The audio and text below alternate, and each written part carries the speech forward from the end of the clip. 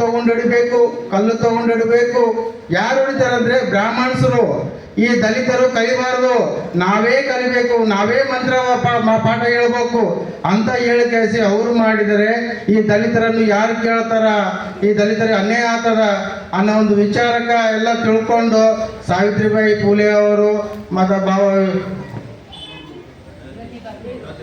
ಜ್ಯೋತಿಬಾಬು ಫುಲೆ ಅವರು ಗಂಡ ಹೆಂಡತಿ ಇಬ್ಬರು ಜೊತೆಗಾಗಿ ಇಬ್ಬರು ಒಗ್ಗಟ್ಟಾಗಿ ಕೇಸಿ ಈ ದಲಿತರಿಗೆ ಅವರು ಓದೋದು ಮಾಡೋದವರೆಲ್ಲ ಮಾಡಿ ಕೇಸಿ ಇವತ್ತು ಶಿಕ್ಷಣ ಪಡೆದರೆ.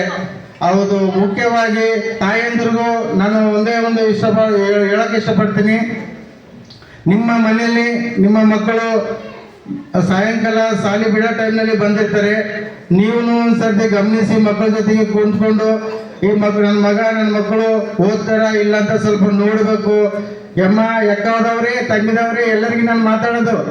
ಆದರೆ ಈ ಟೀಚರ್ಸ್ ಸ್ಕೂಲಲ್ಲಿ ಎಷ್ಟು ಮುಖ್ಯನೋ ಮನೆಯಾಗ ನಾವು ಪೇರೆಂಟ್ಸ್ನು ಅಷ್ಟು ಮುಖ್ಯ ಅಂತ ನಾವು ತಿಳ್ಕೊತೀವಿ. ನಾವು ಇವತ್ತು ನಮ್ಗೆ ಸರ್ಕಾರ ಬಿಲ್ಡಿಂಗ್ ಕಟ್ಟಿಕೊಟ್ಟಿದೆ, ಓದ್ಲಕ್ಕ ಟೀಚರು ಮಾಡಿಕೊಟ್ರೆ, ಬಟ್ ನಮ್ಗೆ ಏನದ ಓದ್ಲಕ್ಕ ಸ್ವಲ್ಪ ಇಂಟ್ರೆಸ್ಟ್ ಕೊಟ್ರೆ ಹುಡುಗರು ನಾಳೆ ಒಂದು ಉನ್ನತ ಸ್ಥಾನಕ್ಕೆ ಹೋಗ್ತಾರ ಅಂತ ಒಂದು ಆಸೆ. ಅದರಲ್ಲಿ ನೀವು ಸಪೋರ್ಟ್ ಕೊಡ್ರಿ. ಇವರು ಡಿಪಾರ್ಟ್ಮೆಂಟ್ದವರು ಟೀಚರ್ಸ್ ಅವ್ರನ್ನು ಪಾಪ ಅವರು, ಯಾಕಂದ್ರೆ ಅವ್ರು ಎಷ್ಟು ಮಾಡ್ಬೇಕು ಅವ್ರು ಮಾಡ್ತಾರ.